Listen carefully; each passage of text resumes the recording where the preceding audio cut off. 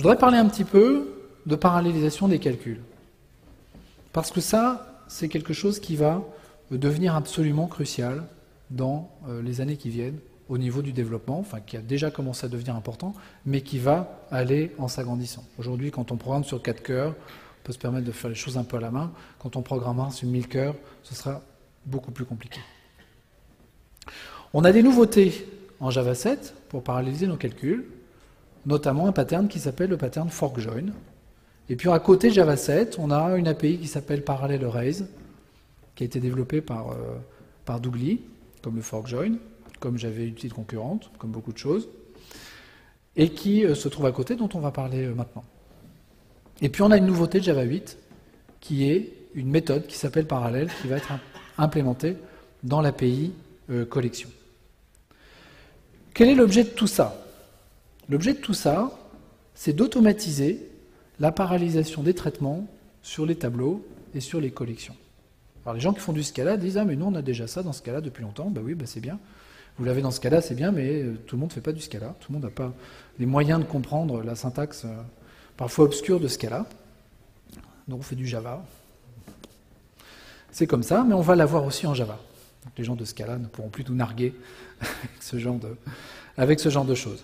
Le but avoué de ce genre de choses, c'est de nous libérer, nous, vous, moi, le développeur d'une façon générale, de l'écriture du code de parallélisation. On va en écrire du code de parallélisation, je vais vous montrer des patterns avec le Parallel Arrays. C'est du code qui est compliqué, qui est technique, et qui est finalement très répétitif parce que c'est toujours le même qu'on écrit quand on veut faire des traitements. On va commencer par un morceau de choix qui est le fork join. Quel est l'objet du fork join? Son objet, c'est de traiter des grandes quantités de données, en général numériques, mais pas forcément, et d'exploiter surtout au maximum la différence, la puissance, enfin la possibilité de distribuer ce calcul sur plusieurs cœurs. Le fork join fonctionne avec une notion centrale qui est la notion de tâche. Je vais créer une tâche. Une tâche, c'est un objet Java. Tout est objet dans Java, donc forcément, c'est un objet. Quand j'ai dit ça, j'ai pas dit grand-chose.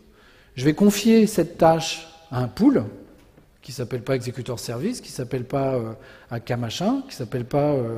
je ne sais plus lequel d'ailleurs, voilà. Je vais confier à un pool, peu importe. Des pools, j'en ai déjà pas mal. Hein. Donc ça en fait un plus.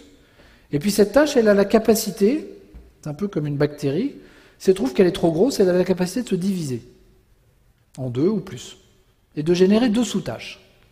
Et puis ces 2 sous-tâches vont être récupérées par le pool, et puis être utilisées également. Donc le fork join gère encore un pool de threads. C'est encore un truc supplémentaire pour gérer un pool de threads. Chaque thread possède une file d'attente, c'est une file d'attente, dans laquelle les tâches vont s'accumuler. Ces threads ont une capacité, ils implémentent un pattern qui s'appelle le pattern de work stealing, qui est décrit dans le bouquin de Brian Guts, dont je vous ai montré la photo tout à l'heure. Encore une fois, je le dis, c'est un très bon livre. Quand un thread n'a plus de tâches dans sa file d'attente, il a la capacité d'aller voir dans la file d'attente de son copain et d'aller piquer des tâches dedans. Pof, tiens, cette tâche-là, toi, tu la veux, je te la prends. Je te la prends, c'est finalement moi qui vais l'exécuter. On retourne un petit peu au tableau. Donc j'ai 3 threads que j'ai appelés W1, W2, W3, pour changer un peu. Et puis j'ai dessiné des petits rectangles blancs verticaux, ça ce sont les files d'attente.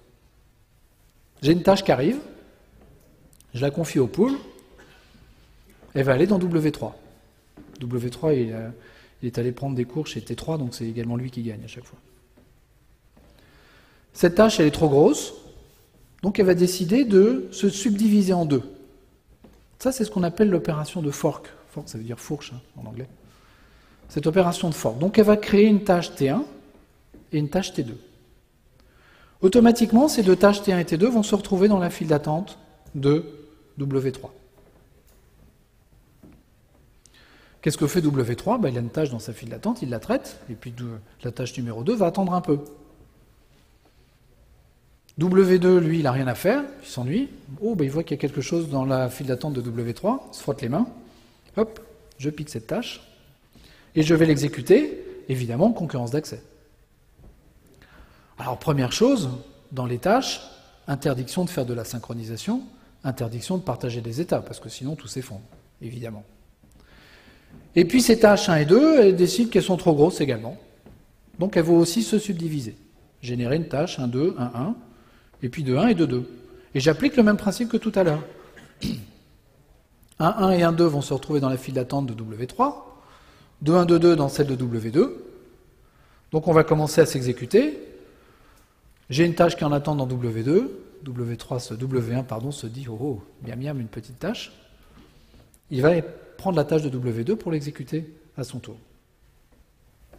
Ça, c'est ce qu'on appelle l'opération de fork, le fait que les tâches se subdivisent, retournent dans les files d'attente et en fait peuvent passer d'une file d'attente à l'autre si jamais il y a de la place. Donc si une tâche vraiment très grosse arrive, elle va se diviser, se diviser, se diviser, et puis les files d'attente vont finalement se remplir comme ça automatiquement. J'ai une autre opération qui permet à une tâche qui a forqué des sous-tâches de récupérer le résultat produit par ces sous-tâches, qui est l'opération de join. C'est pour ça que le pattern s'appelle fork join, parce qu'au début je fais un fork et à la fin je fais un join. On aurait pu l'appeler autrement, mais ça aurait trompé l'ennemi, donc ça n'aurait pas été forcément une bonne idée. Donc cette opération de join, elle est bloquante. Elle permet de récupérer le résultat du calcul du traitement d'une tâche. Il y a également une méthode get, qui n'a pas exactement le même fonctionnement vis-à-vis des exceptions qui peuvent être générées dans une tâche, mais qui fait la même chose. Quand j'ai un join qui est appelé, le système sait que cette tâche-là, en fait, elle est en attente du résultat d'autres tâches, donc il a fait une opération dite de unpush dessus, qui consiste à la remettre sur le dessus de la pile pour pouvoir exécuter les tâches en attente. Donc le unpush a balayé le truc. Techniquement, comment est-ce que le code s'écrit ? Le code, il n'est pas très compliqué. J'ai une classe forkJoinPool qui est donc le pool de threads généré par le forkJoin. Je vais reprendre mon exemple de calcul de décomposition en facteur premier de factoriel 4000. Je me crée une tâche. Alors cette tâche, elle étend. J'ai deux classes que je peux étendre, une classe recursive task et puis une classe recursive action.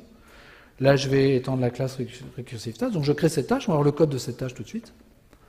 Je confie cette tâche à mon pool forkJoinPool, troisième. Et puis j'attends le résultat. Je fais un get ou un join. Les deux fonctionnent. C'est la même sémantique que pour le future, pour la classe future. Donc je crée le pool, je crée ma tâche. Cette tâche, elle va éventuellement être itérative. Enfin, elle a un mécanisme pour se diviser elle-même. Je la soumets au pool et j'attends son résultat. Voilà le code de ma tâche.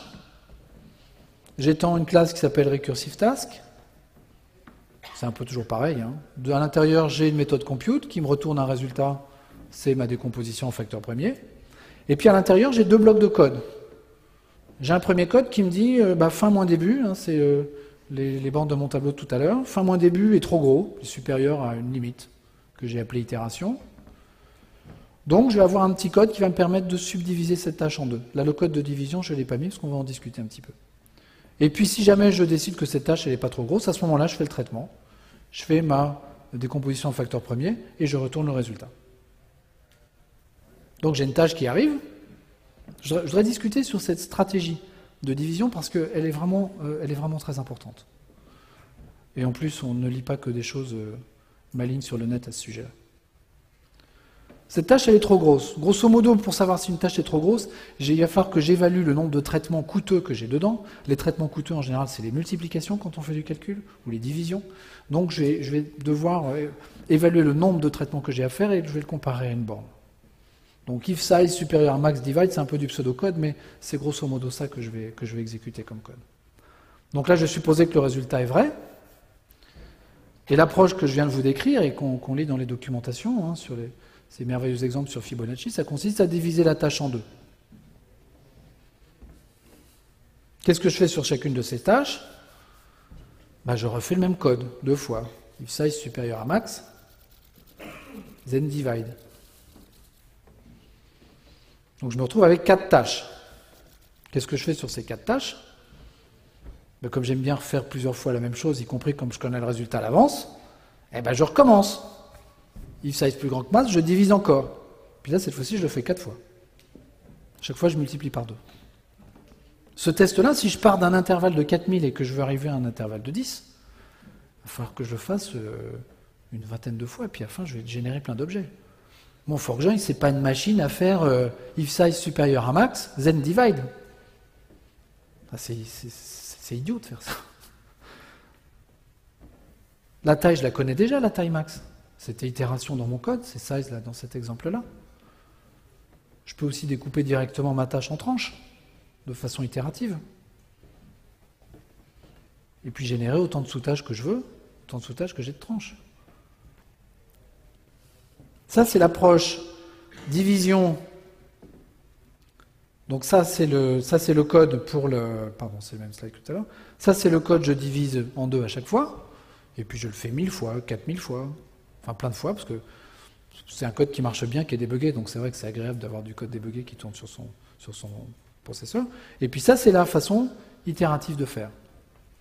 Les deux codes sont équivalents. Le résultat du calcul sera le même. On peut s'amuser à regarder les différences de temps de traitement.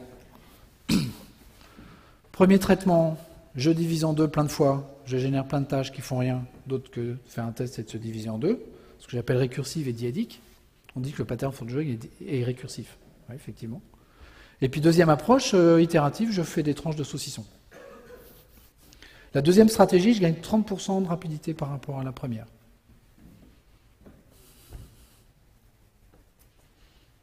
Si vous avez envie de consommer votre puissance CPU à faire des tests dont vous connaissez déjà le résultat à l'avance, après tout, c'est à vous de voir. C'est comme ça que le pattern forkjoin fonctionne. Je ne vous ai pas mis les perfs sur le calcul du prime factor, c'est vrai que j'aurais pu le faire, mais les perfs sont quasiment les mêmes que pour l'exécuteur service et que pour les acteurs. Donc c'est vraiment une façon d'approcher le calcul d'une certaine façon que d'utiliser ce pattern. Est-ce que j'ai envie de faire ça? Est-ce que j'ai envie de faire de l'exécuteur service? C'est un peu à moi de voir les choses. Java 6 et 7, les parallèles arrays, c'est quelque chose que je peux utiliser. Le forkjoin, c'est vraiment du Java 7. Les parallèles arrays, c'est Java 6 ou Java 7. Le forkjoin a été développé par Doug Lee, donc c'est l'universitaire dont je vous ai parlé tout à l'heure, qui a écrit ce bouquin. Les parallèles arrays ont également été développés par lui et n'ont pas été intégrés au pattern forkjoin. On peut se poser la question de savoir pourquoi. Doug Lee en a parlé dans une interview sur InfoQ.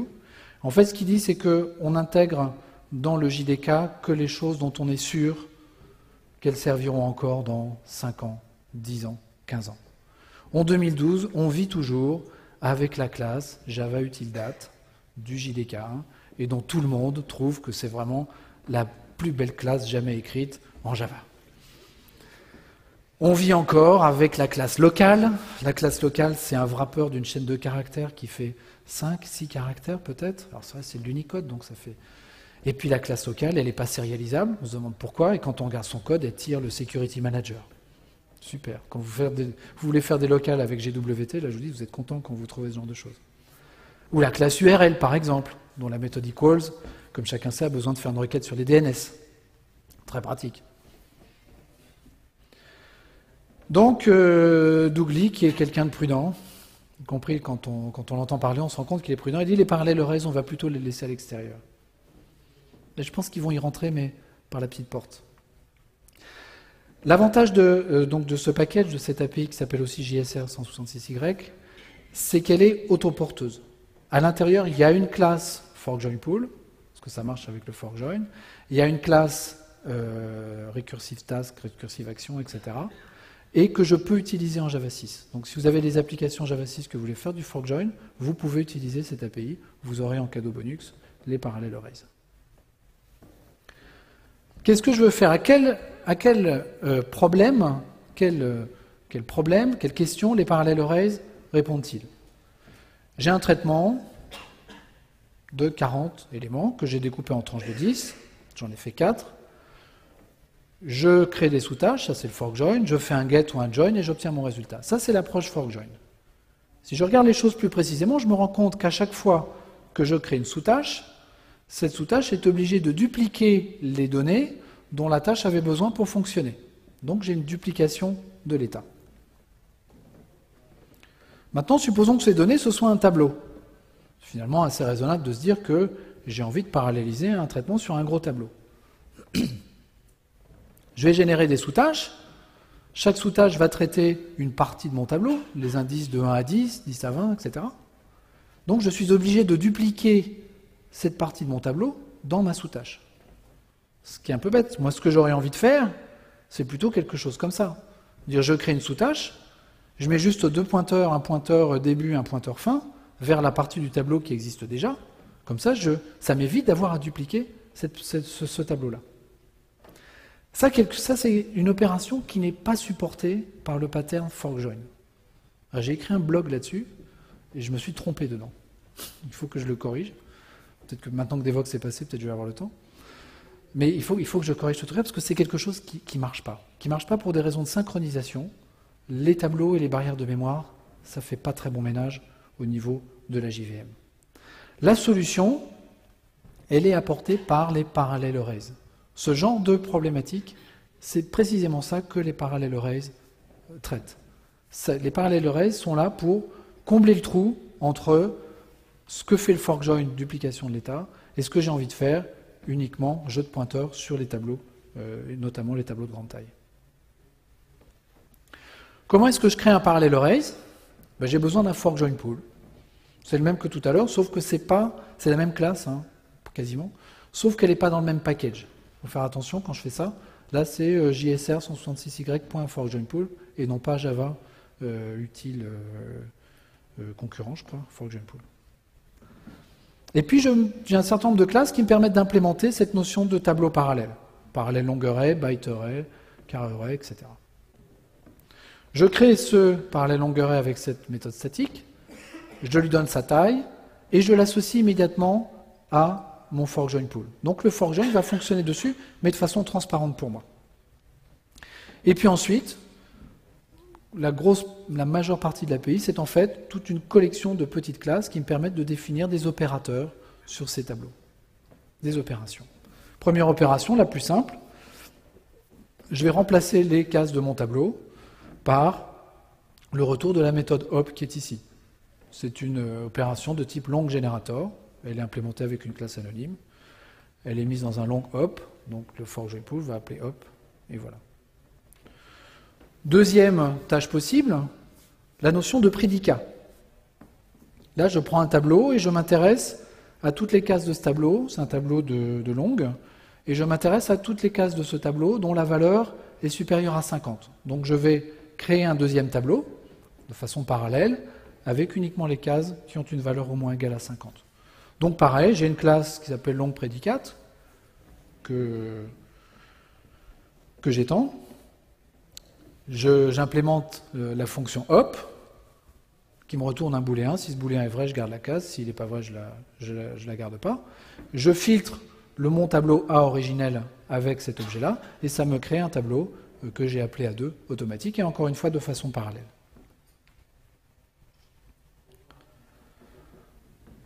D'autres tâches disponibles, j'ai cette opération de réduction.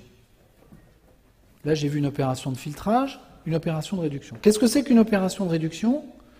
C'est une opération qui va être appliquée à toutes les cases du tableau et qui permet de cumuler ces cases du tableau. Ça, cette opération de réduction, elle a besoin d'une propriété particulière qui est la propriété d'associativité. Qu'est-ce que ça veut dire qu'une propriété est associative? C'est-à-dire que, quel que soit l'ordre dans lequel je l'applique et je l'accumule, le résultat sera toujours le même.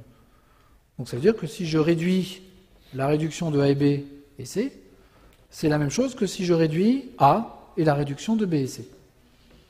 Là, par exemple, la somme, c'est associatif. Le carré de la somme, c'est pas associatif. Si je fais le carré de la somme, ça ne marchera pas. Voilà comment je peux faire une opération de réduction. Le pattern, vous voyez, n'est pas beaucoup plus compliqué que tout à l'heure. Je peux également ajouter une constante, etc., etc. J'ai tout un catalogue de fonctions différentes. J'ai une multiplication terme à terme. Donc là, je prends deux tableaux, et ça me retourne un troisième. Si je veux calculer la norme d'un tableau, j'ai besoin de cumuler un peu toutes ces opérations-là. Là, je commence par calculer la somme, la multiplication terme à terme d'un tableau avec lui-même. Je fais la somme de toutes ces opérations, donc ça c'est l'opération de réduction. Et puis j'en prends la racine carrée, ça devrait à peu près me donner la norme de ce tableau. Ça le fait de façon parallèle. Donc tout ce que j'ai fait, c'est que j'ai défini un tableau, je lui ai donné une taille, j'ai mis des valeurs d'une façon ou d'une autre, éventuellement je les ai générées, je définis des opérateurs, et le pattern se débrouille derrière pour me faire le calcul sur l'ensemble des cases de mon tableau. Les gains en perf sont pas si terribles que ça quand on utilise ça. Ils sont en tout cas, je me dis, si je marche sur un processeur, ok, j'ai une certaine performance, si j'en marche sur 4, je m'imagine gagner un facteur 4, en fait c'est pas le cas. Parce que les opérations de synchronisation sur ces opérations-là sont tellement importantes et tellement coûteuses que je vais plutôt gagner un facteur 2, 2,5, quelque chose comme ça. Je suis plus du tout dans l'architecture SIMD, où là, dans l'architecture SIMD, chaque processeur avait son propre jeu de données, et où là, le fait de multiplier le nombre de processeurs par 2, ça multipliait également les performances par 2. Là, c'est plus du tout le cas. Les parallel arrays, c'est un truc qui est un peu paradoxal, c'est qu'on a envie de les utiliser sur des calculs lourds et sur des tableaux de grande taille, mais les opérations de synchronisation deviennent tellement importantes que c'est aussi là-dessus qu'on a des performances que les gains en performance commencent à diverger par rapport aux gains auxquels on pourrait s'attendre. Personnellement, je trouve que c'est une super API, c'est un truc qui est vraiment très agréable à utiliser. Je trouve qu'elle est assez incomplète, il y a des éléments qui manquent dedans. D'abord, on ne maîtrise pas à quel moment on duplique le tableau sur lequel on travaille. Ça, c'est pas possible.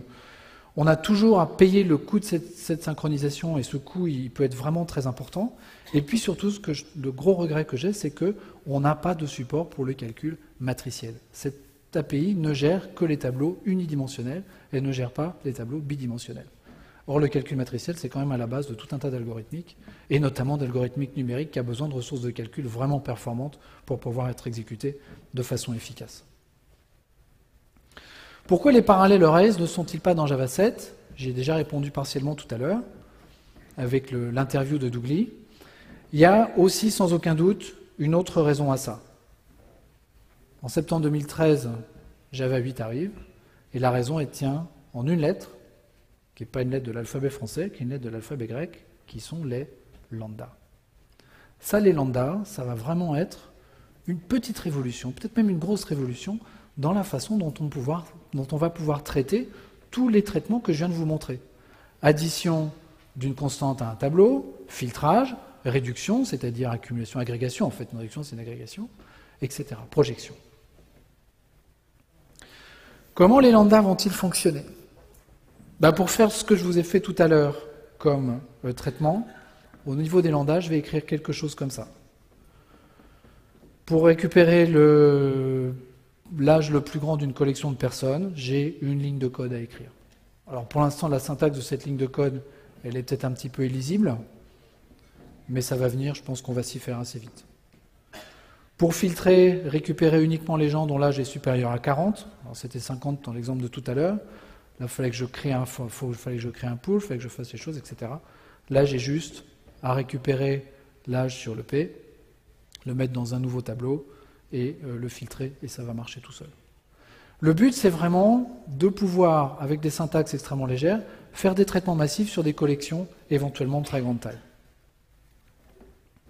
Comment est-ce que ça va être possible de faire ça ? Si je regarde la ligne qui se trouve ici, il y a quand même quelque chose de bizarre, c'est que personnes ici, c'est une collection. L'API collection, je la connais bien, hein, elle existe depuis Java 2. Et je vous promets bien que sur l'API collection, je n'ai pas de méthode filter. Hein. Ça, si j'avais une méthode filter, je pense que tout le monde dans cette salle serait au courant. Comment est-ce que je vais bien pouvoir, par quel tour de passe-passe, je peux changer l'interface collection sans avoir à recompiler tout le code qui existe ? Changer une API quand on travaille sur un langage qui est utilisé par 20 personnes, c'est très facile. Vous créez 20 mécontents, bon, même s'ils ont 20 blogs, ça fera beaucoup de bruit, mais c'est pas très grave, c'est que 20. Si vous changez une API Java et que vous la rendez incompatible, ça n'a quand même jamais été tenté. C'est pas 20 mécontents que vous créez, c'est beaucoup plus. Donc Java, c'est une espèce de truc qui devient vraiment difficile à faire évoluer. Ça va être rendu possible, et on a quelqu'un dans cette conférence qui va faire une présentation là-dessus, je ne sais plus si c'est demain ou après-demain, qui s'appelle Rémi Forax, qui est tout à fait intéressante sur ce point, par ce qu'on appelle les méthodes virtuelles d'extension. Méthode virtuelle d'extension, c'est quand même un tour de passe-passe extraordinaire. Personnellement, ça fait 10 ans que j'essaie d'enseigner que dans les interfaces, on ne met pas d'implémentation. Et bien en Java 8, ça y est, c'est terminé, on va pouvoir mettre du code dans une interface, une implémentation dans une interface. Vous savez, c'est pas drôle de passer son temps à écrire et réécrire des polis, surtout quand c'est des parties auxquelles vous n'avez pas touché depuis 10 ans, mais là, il va bien falloir y passer. L'interface collection, j'ai sa méthode add, j'ai sa méthode add, ça, tout ça, on n'y touche pas. On rajoute dedans, alors ça, c'est méthode filter, maintenant c'est devenu sort, peu importe.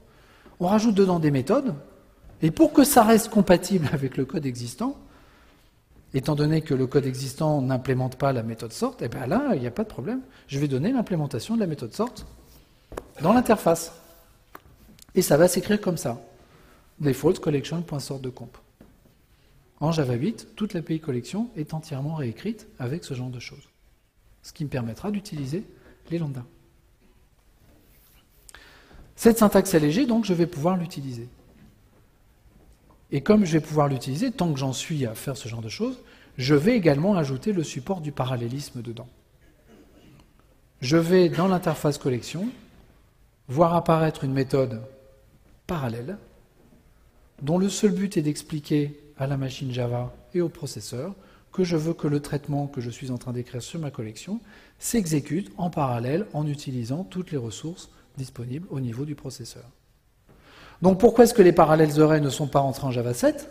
Parce qu'à mon avis, les gens savaient qu'en Java 8, ils allaient faire ça, et donc les parallèles arrays vont être introduits, mais par la petite porte avec ce genre de syntaxe. En termes de fonctionnalité, j'en aurais probablement plus besoin. Parallèles arrays, ça va être bien pour Java 6, ça c'est même super, mais en Java 8, j'en aurais en fait probablement pas besoin grâce à ce genre de fonctionnalité. Ça, c'est quelque chose qui existe dans ce cas-là, mais c'est quelque chose qu'on n'avait pas en Java. Alors pour la petite histoire, la collection.parallèle, elle existe déjà, cette méthode, on la trouve sur le net. Elle retourne une instance d'une nouvelle interface qui s'appelle Splitterable. Et cette interface possède également des méthodes qui permettent de découper cette tâche en deux. Soit on peut laisser l'API le faire, soit on peut le créer nous-mêmes. En Java 8, le fork join, tout ce que je viens de vous expliquer, va devenir en fait un framework système. On n'aura probablement plus besoin de l'utiliser nous-mêmes, puisqu'on aura la possibilité d'avoir automatiquement des traitements parallèles sur l'API collection. On aura un package Java Util parallèle, il est déjà sur le net, il y a déjà des interfaces dedans, des classes. On peut aller le voir sur le site openjdk.net. Je voudrais parler, ce sera l'un de mes derniers points, d'algorithmique. Parce que tout ça c'est bien gentil, on est en train de masquer la complexité qu'il y a à paralléliser les traitements aux yeux des développeurs, et ça c'est très bien, parce que ça veut dire que beaucoup plus de gens qu'avant pourront écrire ce genre de traitement facilement, mais on est aussi en train de masquer, à mon avis, un peu trop les choses. Je voudrais commencer par décrire une anecdote qui était assez récente, 24 février dernier. Il y a un monsieur qui s'appelle Hein Kabutz, peut-être certains d'entre vous en ont déjà entendu parler, c'est quelqu'un de tout à fait éminent dans la communauté Java. C'est certainement pas le genre à faire des blagues, peut-être, mais à raconter des salades, ça franchement je pense pas. Il a lancé un défi au lecteur de son blog. Il tient un blog qui s'appelle Java Spécialiste, une très bonne ressource documentaire et autres, précisément sur le nombre de Fibonacci. Il aurait pu proposer la factorielle 4000 et il a proposé le nombre de Fibonacci. Et il parlait du nombre de Fibonacci d'indice 1 milliard. Alors le nombre de Fibonacci d'indice 1 milliard, c'est un nombre qui est très grand. J'ai pas fait le test moi-même, mais j'ai lu que si on l'écrivait dans un fichier texte, ce fichier texte il fait 180 mégas. D'accord ? Donc c'est vraiment un nombre très grand. Et il a dit, voilà, moi j'étais capable de calculer ce nombre de Fibonacci d'indice 1 milliard en 5600 secondes sur ma machine de travail avec un CPU 8 cœurs. Et son objectif c'était de dire, essayez de programmer un fork join le plus efficace possible pour paralléliser le calcul de ce nombre de Fibonacci sans vous tromper. Et il demandait aux gens, pour me prouver que vous avez bien calculé le bon nombre, je vous demande de me donner juste, non pas le fichier de 200 mégas, mais juste les 10 premiers octets et les 10 derniers octets de ce nombre. La première amélioration, 3300 secondes sur un CPU 4 cœurs. Deuxième amélioration, 51 secondes sur un seul cœur. La personne ne s'est même pas fatiguée à paralléliser son traitement. Par quel miracle est-ce que ce genre de choses a-t-il pu arriver ? La personne qui a publié 51 secondes a expliqué comment elle avait fait, et d'ailleurs l'autre aussi, plutôt que d'utiliser Big Integer du JDK, elle a utilisé une API qui s'appelle, une API qui s'appelle GNU-MP, GNU Multiple Precision Arithmetic Lib, avec dedans des traitements mathématiques, type Big Integer, etc., optimisés. Pas optimisés pour la parallélisation, optimisés pour le calcul tout court. Notamment, l'API Big Integer JDK multiplie les choses, les nombres, avec un algorithme en n carré. Ça, c'est pas cool. Et puis, plutôt que d'utiliser le même algorithme pour le calcul du nombre de Fibonacci que Heinz Kabutz, il en a utilisé un autre, plus efficace. Et puis, il a retiré la récursion. Ça, on a un résultat. Hein, tous les algorithmes récursifs, on peut les mettre à plat. Et en général, ça donne des choses qui sont plus efficaces. Quel rapport avec le fork join et la parallélisation? Il y a du fork join là-dedans? Il y a de la parallélisation? Non. Il n'y en a pas. La moralité, c'est que, avant de commencer à chercher à paralléliser les traitements, à faire du fork join, des parallèles, etc., la première question qu'il faut se poser, c'est est-ce que l'algorithme que j'utilise pour faire mon traitement est le bon ou non? C'est la première question qu'il faut se poser quand on veut faire de l'optimisation. Avant d'aller voir le fonctionnement de la JVM, etc. Déjà, quand on fait ce genre de choses, on va gagner un facteur, 100, 1000, quasiment gratuitement. Entre 90 et 2000 à peu près, ce qu'on appelle l'optimisation des fonctions linéaires, bon à la limite peu importe ce que c'est, on a gagné un facteur 43 millions en 15 ans, sur les temps de traitement. Sur ce facteur 43 millions, il y a 1000 qui est dû à la vitesse des processeurs, c'était avant l'apparition des multicœurs. Il y en a 1000 qui est dû à la vitesse des processeurs, 43 000 dû à l'amélioration des algorithmes. On a gagné un facteur 43 supplémentaire grâce à l'optimisation des algorithmes. La moralité de cette histoire, c'est que, c'est ce que je viens de vous dire, avant de commencer à faire de la parallélisation, il faut se poser la question de est-ce que j'utilise les bons algorithmes ou pas? Et qui dit penser à vérifier qu'on utilise les bons algorithmes, au moment de la parallélisation, c'est vérifier que la parallélisation ne va pas perturber le résultat de mes traitements. Le quicksort, c'est l'algorithme bateau pour trier les données, c'est un algorithme qui ne se parallélise pas très bien. Pour le paralléliser, je peux dire, ok, je découpe mon tableau en un tableau de 1000, je découpe par tranche de 10, je fais un petit quicksort de 10 sur chacun des trucs, et puis après je me retrouve avec 10 tableaux triés qu'il faut que je fusionne. J'ai un algorithme pour faire ça, c'est l'algorithme de merge sort.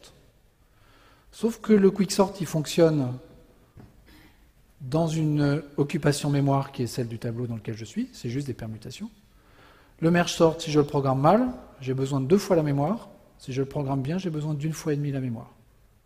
Donc quand je dis que ça ne se parallélise pas bien, c'est que j'ai besoin de plus de mémoire, je vais plus vite, mais j'ai besoin de plus de mémoire. Alors quelle est la ressource limitée? Est-ce que c'est le CPU ou est-ce que c'est la mémoire?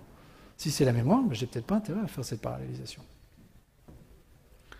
Autre algorithme qui, pour le coup, se parallélise carrément pas, c'est les algorithmes d'optimisation combinatoire, recuit simulé, algorithme génétique. Ça, c'est des algorithmes, si je les parallélise, c'est facile, hein, le recuit simulé, ça marche sur des tableaux également. Le problème du voyageur de commerce, qui est l'exemple bateau du recuit simulé qu'on trouve partout, c'est quoi? C'est un tableau. À chaque fois, donc, ce tableau représente l'ordre de parcours des villes de mon voyageur de commerce. Recuit simulé, c'est quoi? C'est, ok, ce parcours, il a une certaine longueur, j'inverse de ville, je regarde la longueur. Si j'ai baissé la longueur, ok, l'itération suivante, je recommence. Si j'ai augmenté la longueur, plutôt que de me dire, non, je veux pas, j'ai augmenté la longueur, je vais me dire, ok, je vais accepter, mais je vais accepter avec une certaine probabilité. Ok, 70%. Donc 70%, j'accepte d'augmenter la longueur. Puis je recommence. Et puis cette probabilité, je vais la faire diminuer avec le nombre d'itérations. Puis je ne vais pas la faire diminuer de n'importe quelle façon, je vais la faire diminuer de façon exponentielle. Ok, c'est un peu des techniques ça, mais ça marche très bien. Voyageur de commerce sur une machine comme ça, 80 villes, espace de dimension 80, j'ai factoriel 80 possibilités de voyages différentes, trouver le minimum global, hein, pas local. Global, ça prend, 10 secondes, un peu plus. Si je veux paralléliser ce truc-là, j'ai un tableau dont 80 villes, j'ai un tableau de 80 cases, je vais dire, ok, je vais découper en tranches. Je vais optimiser sur 8, hein, j'en ai 10. J'optimise sur 10, ça va aller beaucoup plus vite, puis après je vais fusionner. Ah mais non, mais ça marche pas du tout, ça.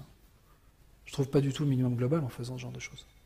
Les propriétés de convergence de ces algorithmes-là marchent quand je fais des traitements série, mais les théorèmes qui me permettent de prouver la convergence, ils ne marchent qu'en série, ils ne marchent plus en parallèle. Donc si je fais des traitements parallèles, c'est parce que j'ai des gros calculs à faire. Et si j'ai des gros calculs à faire, il vaut mieux que je vérifie à l'avance que les algorithmes que je veux paralléliser sont bien parallélisables. S'ils ne le sont pas, l'ordinateur il continuera à me sortir des résultats, ça, il n'y a pas de problème.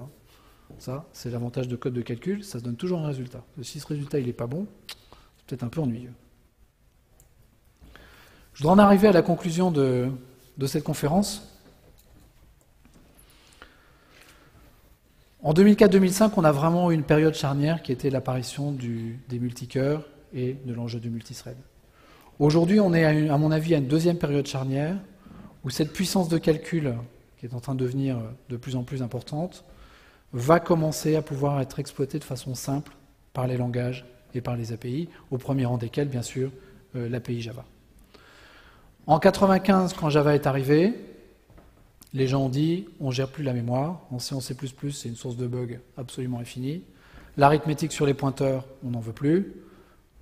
Tout un tas d'autres choses. On va mettre un garbage collector. Entre parenthèses, si je mets un garbage collector, je ne peux plus faire d'arithmétique sur les pointeurs, parce que les pointeurs n'arrêtent pas de bouger, donc c'est pas compatible.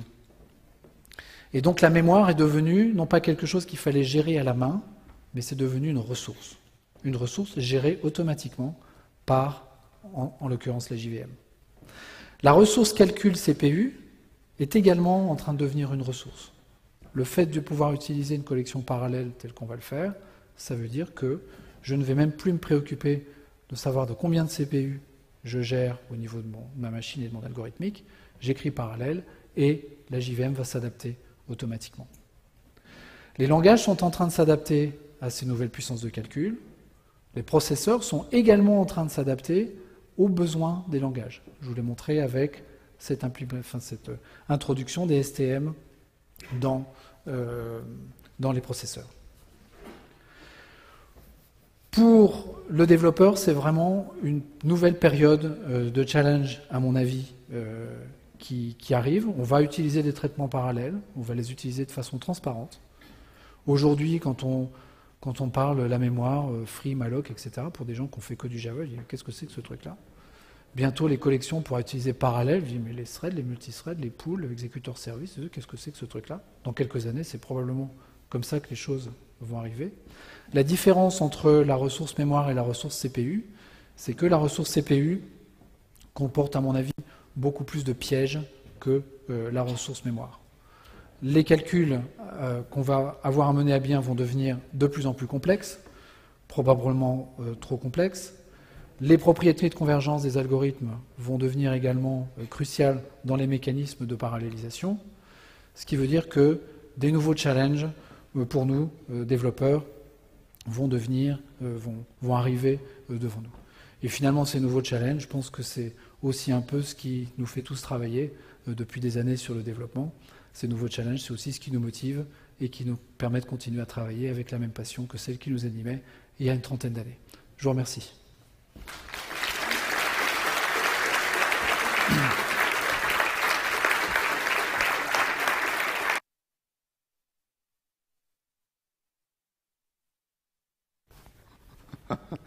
Il nous reste une quinzaine de minutes, je crois, c'est bien ça? À peu près? Est-ce que vous voulez... Il y a un buffet qui vous attend pour le lunch, on peut également faire quelques questions-réponses si vous le souhaitez. Oui, je vous en prie. Je voulais savoir le livre de Brian Goff. Oui. De quelle techno exactement il parle, à part la Java concurrence? Alors la question porte sur le livre de Brian Goetz et donc les technologies qui sont abordées dedans. C'est un livre qui est sorti de mémoire en 2007 et donc qui traite vraiment de Java utile concurrente. Il y a beaucoup d'exemples dedans, en particulier sur le traitement des pages web, etc. Mais il y a dedans, à mon avis, tous les grands patterns importants à connaître pour pouvoir utiliser Java utile concurrente de façon efficace. Il n'y a pas beaucoup de livres d'informatique qui, 5 ans après leur écriture, sont encore vendus, quand on regarde bien. Celui-là en fait partie et c'est probablement un indicateur de sa qualité. Alors, il y a une édition en français. Alors, la question porte sur la deuxième édition. Il y a une édition en français de ce livre, personnellement, que je ne connais pas. Donc, je ne peux pas vous dire si elle est bien traduite. Je pense que oui, quand même. Deuxième édition, c'est possible. Je n'en ai pas entendu parler. Merci. Il y a un livre dont je ne vous ai pas parlé. Votre question m'inspire cette réponse également. Il y a un excellent livre qui s'appelle STM en Actors, dans la couverture verte, qui est sorti en septembre dernier, et dans lesquels tous les patterns de fonctionnement des STM, des acteurs, sont donnés à la fois en Java, bien sûr, mais également en Clojure et en AK. Je n'ai pas mis, j'y ai pas pensé, donc je ne l'ai pas mis dans la présentation. Peut-être je pourrais tweeter dessus ou le mettre sur mon blog si certains parmi vous sont intéressés. C'est également un très bon livre. Est-ce qu'il y a éventuellement d'autres questions? Oui. Vous avez parlé tout à l'heure de la nouvelle méthode parallèle sur les collections. Oui. Mais, donc en fait, comment on va contrôler le nombre de threads qui vont être en action dans une JVM? Puisqu'aujourd'hui, on code dans des conteneurs où on définit le nombre de threads maximum qu'on veut pour pouvoir répondre à certaines contraintes. Et donc, notamment dans un conteneur web, par défaut on en a 200. Si on fait parallèle, qu'est-ce qui va se passer par rapport aux 200 threads du connecteur HTTP? Tout à fait. Alors la question porte sur le contrôle, je vais essayer de la résumer comme ça, sur le contrôle du nombre de threads utilisé en fait par le fork join pool qu'il va y avoir en sous-main pour contrôler la méthode parallèle sur les collections. La réponse est, je crois qu'aujourd'hui c'est pas prévu de faire ça. En ce cas-là, je ne pense pas que ce soit possible de contrôler ce pool en ce cas-là. Et en Java, j'ai rien lu qui permettrait de le contrôler également. Donc effectivement, c'est quelque chose qui risque de poser des problèmes si les traitements lourds, les traitements de calcul lourds sont effectués dans les mêmes JVM et donc avec la même réserve globale de threads qu'un serveur web ou un serveur J2E classique qui va également utiliser des threads pour ses transactions de JB par exemple ou ce genre de choses. Là effectivement, c'est une question qui se pose et c'est une question tout à fait importante. J'ai pas vu pour l'instant d'éléments de réponse sur ce point-là. Est-ce qu'il y a éventuellement d'autres questions? Oui?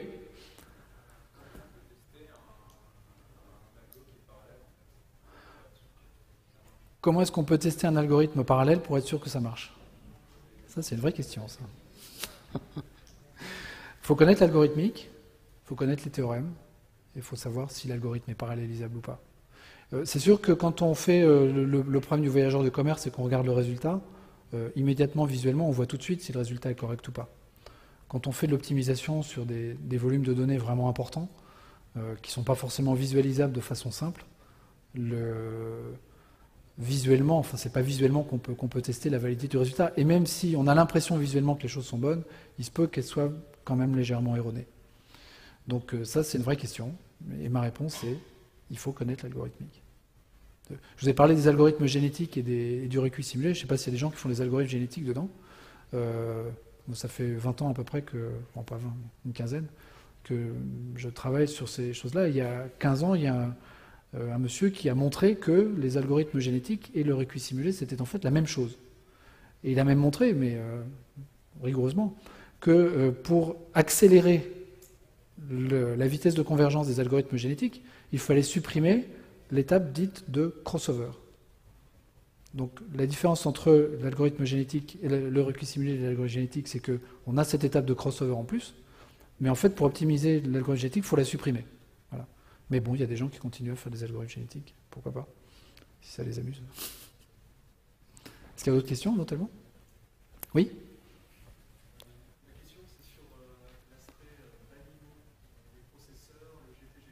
Oui. Aujourd'hui, on va avoir une JVM qui va être très axée sur ce qu'il y a dessous. Et il va y avoir du coup un aspect combinatoire, c'est plusieurs sous-éléments qui sont amenés à apporter des optimisations sur la puissance de calcul. Il va y avoir une prolifération des JVM en fonction des combinaisons de ces éléments. Oui. Est-ce que ça va pas être un problème, ça, pour un langage comme Java? Alors la question porte sur la prolifération des JVM propres à chaque processeur et capable d'exploiter les spécificités de chacun des processeurs. Je peux aujourd'hui, voilà, et puis avec l'explosion qui apparaîtra demain. Moi franchement, c'est pas quelque chose qui me gêne tellement. Après tout, c'est un peu le problème des gens qui ont besoin vraiment d'exploiter pour leur business cette puissance de calcul. C'est en général des gens qui sont prêts à payer des JVM payantes, des JVM spécifiquement optimisés pour leur processeur. Ce qui est important, c'est que le langage continue à nous permettre de nous abstraire de ce genre de choses. Ce qui est important pour moi, aujourd'hui, LMAX a sorti cette optimisation que j'ai montrée tout à l'heure, qui est très belle, qui marche très bien et qui est une excellente idée. Mais franchement, qui a envie d'écrire ça dans son code ? Moi, je n'ai pas envie d'écrire ça dans mon code. Ce que je voudrais, c'est pouvoir dire, peut-être avec un mot-clé, avec une annotation, quelque chose comme ça, dire cette variable-là, je ne veux pas qu'elle soit dans la même ligne de cache que ce truc-là. Et déjà, cette indication, si la structure des caches, la prochaine structure de cache de Intel, on le sait déjà, sera complètement différente de la structure de cache de NeHLM et de Sandy Bridge. Donc, ça veut dire que c'est même pas de cette façon-là qu'il faut l'exprimer. C'est plutôt, je veux garantir que cette variable-là, la gestion de cette variable-là, soit totalement indépendante de la gestion de celle-là. De la même façon que dans la JLS, on ne parle pas des barrières de mémoire, mais la visibilité est systématiquement implémentée par les barrières de mémoire, on va avoir besoin de ce genre de choses dans le langage, je pense. Et cette combinatoire, moi, ne me fait pas peur. C'est pas quelque chose qui me pose problème.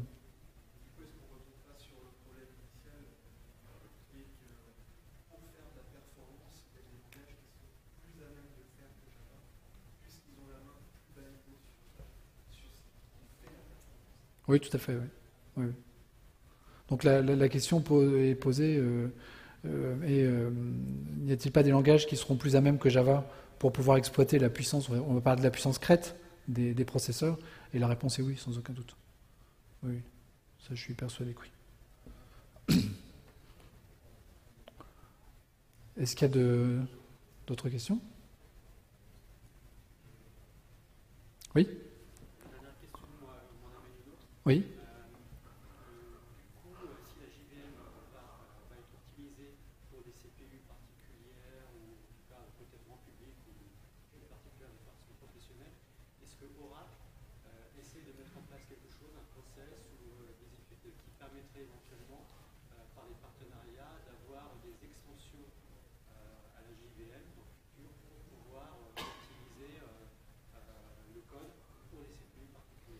Alors la question posée s'adresse peut-être plutôt à Oracle qu'à moi.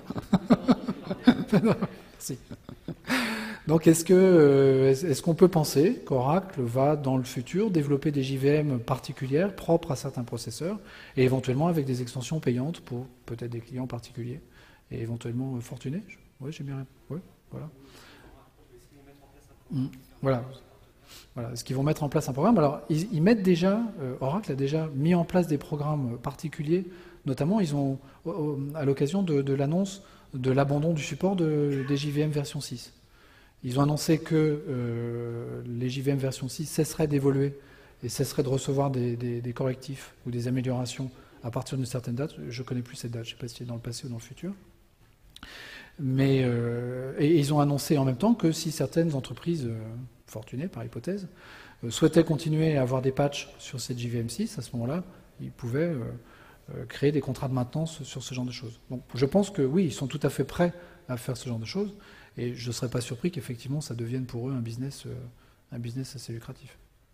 Mais encore une fois, ce qui est essentiel pour nous, développeurs, c'est qu'au niveau du langage, on n'ait pas besoin que Java reste un peu intègre, c'est-à-dire que Java reste indépendant de ces évolutions-là, et qu'avec toujours ce même langage qui est quand même assez magique, on puisse continuer à exécuter du bytecode sur n'importe quelle architecture et n'importe quel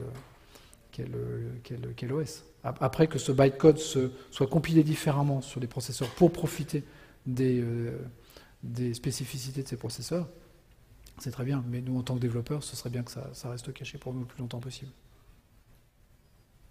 On peut peut-être prendre une dernière question, s'il en reste encore une. Non ?